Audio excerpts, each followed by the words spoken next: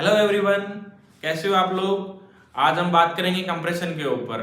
Compression क्या होता है, कितने टाइप का होता है, पंच की हाइट कितनी होती है, पंच क्या होता है, टूलिंग क्या होती है, वो चीज़ हम डिस्कस करेंगे। ड्यूअल टाइम क्या होता है, एमओसी क्या रहती है पंच की, इन प्रोसेस क्या होता है, फ्राइबिलिटी क्या होता है। टोटल हम कंप्रेशन के ऊपर बात करेंगे आज हम। और एक चीज़ मैं आप लोगों को बता दूं, मेरे को फार्मा कंपनी के अंदर 7 साल का एक्सपीरियंस हो गया है, जिसके अंदर मैंने फार्मा में कंप्रेशन डिपार्टमेंट में अच्छा काम किया है। एज ए अच्छी पोस्ट के ऊपर मैं बी फार्मा करके मेरा एक्सपीरियंस है फार्मास्यूटिकल कंपनी के अंदर।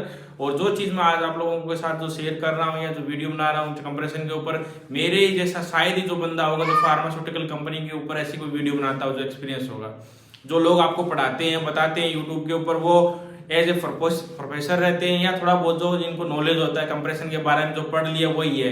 जो चीज़ मैं आप लोगों के सामने जो शेयर करूँगा वो मेरी टेक्निकल है और जो मैंने पढ़ाई की है दोनों का है। दोनों का जो मेरा सार है वो आप लोगों को बताऊंगा। कंप्रेशन क्या होती है, ऑटो में मशीनें कौन सी कंप्रेशन में, मैनुअल कौन सी है, कंप्रेशन का प्रिंसिपल क्या होता है, टूलिंग क्या होती है, सब चीज़ें मैं आपसे शेयर करूँगा। तो कृपया करके वीडियो में बने रहना। और जो लोग या जो भाई मेरे नई वीडियो में पहली बार आए हैं जो देख रहे हैं, तो चैनल को सब्सक्राइब कर लेना और लाइक कर देना। और जो मैं एक बात और बता दूं आप लोगों को, जो आज मेरी वीडियो रहेगी इतनी खास है, अगर आज आपने मेरी वीडियो देख ली पूरी तो आप लोगों को कभी भी जिंदगी में डाउट नहीं होगा कंप्रेशन क्या होती है। कहीं भी इंटरव्यू देने जाओगे तो 1 मिनट भी आप झिझक जाओगे नहीं। What is tablet compression? The process where powder or granules are filled into the die cavity and then pressure is applied to convert these powder or granules into solid unit mass is known as tablet compression process. तो दोस्तों मैं बता दूं आपको Templar compression क्या होता है कि जो अपना पाउडर होता है वो कैविटी के अंदर फिल कर देते हैं, फिर उससे प्रेशर अप्लाई कराते हैं रोलर से, तो वो सॉलिड मास में कन्वर्ट हो जाता है। इसी को टेम्पलर कंप्रेशन प्रोसेस बोलते हैं।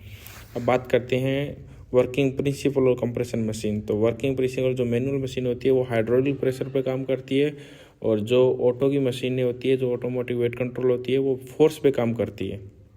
अब नेक्स्ट क्वेश्चन आता है what are type of compression machine. कितने टाइप की कंप्रेशन मशीन होती है? तो 2 टाइप की होती है। एक होती है सिंगल पंच मशीन और एक होती है रोटरी कंप्रेशन मशीन, जो इसको डबल रोटरी मशीन भी बोलते हैं। सिंगल पंच वाली जो पुराने ज़माने में चलती थी, अब आ गई है डबल रोटरी मशीन, वही चलती है आजकल लेटेस्ट मशीनें। Difference between single punch and rotary punch machine के अंदर, तो सिंगल पंच के अंदर 1 पंच होता है, 1 डाई होती है, 1 केविटी होती है। और जो रोटरी कंप्रेशन मशीन होती है उसमें मल्टीपल स्टेशन होती है कंप्रेशन मशीन पे, पेयर और पंच भी ज़्यादा होती है, इसको मल्टीपल। सिंगल रोटरी मशीन जो अपने बोलस बनते हैं ना उनके लिए खास तौर पे यूज में लेते हैं और जो रोटरी मशीन होती है ये होती है अपने आउटपुट बेस्ड मशीनें रखती हैं इनको एक तरह से, ये हाईटेक की मशीनें होती है। इसलिए आजकल ज़्यादातर डबल रोटरी मशीन नहीं मिलेगी आपको, सिंगल रोटरी तो कम ही मिलती है। कितने टाइप की रोटरी मशीन होती है? तो सिंगल फीड होती है, एक डबल फीड होती है। सिंगल फीड में 1 हॉपर 1 फीडर होता है जो 1 टेबलेट 1 आरपीएम के हिसाब से पंच से निकालती है। डबल फीड कंप्रेशन मशीन से मतलब होता है 2 हॉपर 2 फीडर, जिसकी आउटपुट भी ज़्यादा होती है। अब बात करते हैं कंप्रेशन के कंपोनेंट कौन कौन से पार्ट्स होते हैं। तो पार्ट्स में हॉपर है, फीडर है, टैरेट है, पंच है, डाई है, कैम है, प्रेशर रोलर है, HMI है, लुब्रिकेशन सिस्टम दे रखा है जो एक साइड में। अब टाइप ऑफ फीडिंग के क्या होती है? टाइप ऑफ फीडिंग मतलब फोर्स फीडर कितने टाइप के होते हैं? फीडर 2 टाइप के होते हैं, एक ग्रेविटी फीडिंग, एक होता है फोर्स फीडर। जो फोर्स फीडर होता है वो हाई स्पीड वाली मशीनों के अंदर इंस्टॉल किया जाता है। अब बात करते हैं, बहुत सिंपल क्वेश्चन है, हॉपर। तो हॉपर वो है जो जिसमें हम पाउडर या कुछ ग्रेन्यूल्स अपना फीड करते हैं, उसी को हॉपर बोलते हैं।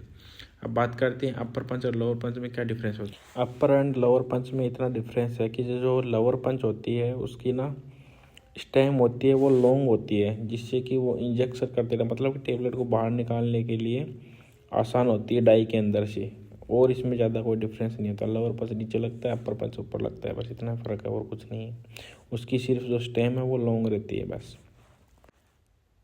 स्टेज ऑफ कंप्रेशन क्या होती है? अब 4 स्टेज होती है, जिसके अंदर एक में फीडिंग होता है पहले, फिर फिलिंग होता है, फिर कंपैक्शन होता है, फिर इंजेक्शन होता है। चारों का मतलब बहुत ही सिंपल है। फीडिंग मतलब ऊपर से डाला, फिर केव डाई में फिल किया, फिर कंपैक्शन मतलब फोर्स किया, और फिर इंजेक्शन मतलब बाहर निकल गया। अब होता है what is the tablet compression cycle. तो टेबलेट कंप्रेशन क्या साइकिल क्या है? The tablet compression is a continuous cycle process है which is complete in about 4 stages. ऊपर मैंने 4 स्टेज बताइए, वही है, उसी को टेबलर कंप्रेशन साइकिल बोलते हैं, जो 4 स्टेज होती है, feeding, filling, compaction and injection. ये अपने 4 स्टेज है, इन्हीं को कंप्रेशन का टेबलेट साइकिल बोला जाता है। नेक्स्ट क्वेश्चन है कि टाइप ऑफ रोलर कितने रहते हैं प्रेशर के। तो 2 रहते हैं, एक होता है मेन, एक होता है pre compression roller. Main roller का काम होता है कि आपके टेबलेट की कितनी हार्डनेस चाहिए तो उस पर वर्क करता है, अप्लाई करते हैं उसके लिए। और जो प्री कंप्रेशन रोलर होता है उसका काम होता है जो एयर होती है हमारी पाउडर के अंदर या ग्रेनुल्स के अंदर, उसको रिमूव करने का काम आता है। बस यही वर्क होता है इनका। अब नेक्स्ट क्वेश्चन पे बात करते हैं जो बहुत इंपॉर्टेंट है, ड्यूअल टाइम क्या होता है। ड्यूअल टाइम है ना, बहुत ज़्यादा इंटरव्यू में क्वेश्चन पूछा जाता है, बहुत इंपॉर्टेंट है। ड्यूअल टाइम क्या होता है, वो टाइम होता है जब अपना पंच होता है वो कितने टाइम के लिए मेन प्रेशर के नीचे रहता है, उस टाइम को ड्यूअल टाइम कहते हैं। और ड्यूअल टाइम जितना ज़्यादा होगा उतनी टेबलेट के अंदर कैपिंग लेमिनेशन की प्रॉब्लम आती है। अब बात करते हैं type of compression tooling. Tooling के कितने टाइप की होती है कंप्रेशन मशीन में, तो टूलिंग 4 टाइप की होती है, B type tooling, D type tooling, B tooling और D tooling. Difference between B type and D type tooling, B tooling होती है जो कंप्रेसर मशीन में है वो जिसका डायमीटर छोटा हो उसको बी टूलिंग में लिया जाता है, और डी टूलिंग में जिसका डायमीटर ज़्यादा हो, हाई प्रेशर की मशीन होती है जो उसको डी टूलिंग में बोलते हैं।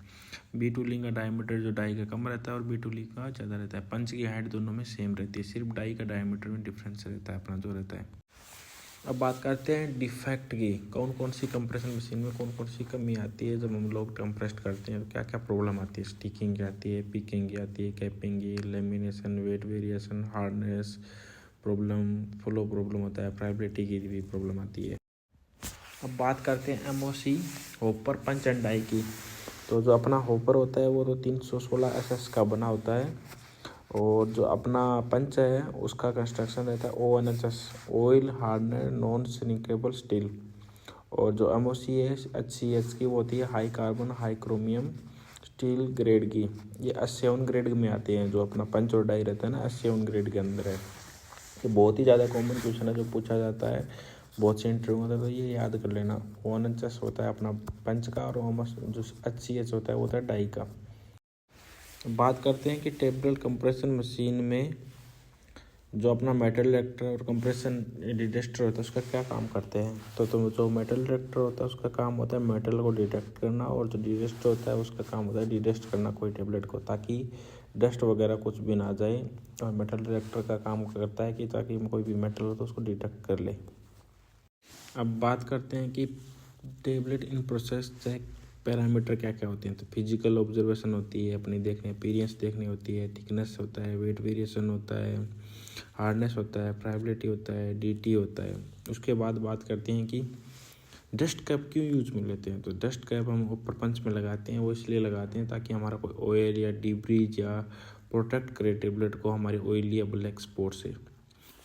EWC क्या होती है, ऑटोमेटिक वेट कंट्रोल मशीन, जो आजकल बहुत ही हाई स्पीड कंप्रेशन मशीन है, और जो है ये अपने ना कंप्रेशन फोर्स पे काम करती है। और आजकल जो भी बड़ी कंपनियां हैं उसमें ये यूज भी लेते हैं। इसके अंदर जो सबसे ज़्यादा यूज में आती है वो ग्लेट आती है, फेटे मशीन की आती है जो P3030 मॉडल है। इसका 2-3 मॉडल आती है, लीगेसी भी उसी पे काम करती है, ऑटोमेटिक वेट कंट्रोलर पे AWC है। तो इसके अंदर जो लोड सेल है उसका कैलिब्रेशन कैसे होता है, how to load cell calibration. तो इसका लोड सेल का जो कैलिब्रेशन करते हैं 0 सेटिंग से होता है, जो स्टैंडर्ड पंच होता है उसमें सेट करके उसी से सेट किया जाता है मशीन से, सुपरवाइज़र की लॉगिन से। जो अपना स्टैंडर्ड पंच होता है वो मशीन के अंदर सेट करके PLC के अंदर जान के एनकाउंटर में जो वैल्यू दे रखी है वो डाल के उसको रीसेट कर लेते हैं, उससे अपना 0 सेटिंग हो जाती है, या उसको लोड सेल कैलिब्रेशन भी बोलते हैं। अब न्यू क्वेश्चन आता है कि कौन सा लुब्रिकेशन ऑयल हम यूज़ करें। तो वो लुब्रिकेशन यूज़ करने के लिए जो ISO की गाइडलाइन है उसके according to food grade company का ऑयल यूज़ में लिया जाता है, जिसकी गाइडलाइन ये जो भी मेंशन कर रखी है वो वाली गाइडलाइन जो याद कर लेना। तो गाइज आज की वीडियो आपको कैसी लगी, उम्मीद करता हूँ कि अच्छी लगी होगी। और आने वाले टाइम में आपके लिए मैं कोटिंग की, इंस्पेक्शन की, जो भी मेरे भाई हैं उनके लिए मैं वीडियो लेके आऊँगा। और फार्मा की गाइडलाइन क्या चल रही है क्या नहीं चल रही है उन पर भी वीडियो लेके आने वाला हूँ। तो आपको अगर मेरा चैनल पे बताई हुई बातें कुछ अच्छी लगी या कुछ है तो शेयर करना और लाइक करना और कमेंट जरूर करना। अगर आपकी कोई इंक्वायरी हो तब भी कमेंट करके मेरे से पूछ लेना। थैंक यू, बाय बाय, मिलेंगे एक नई वीडियो में, बाय।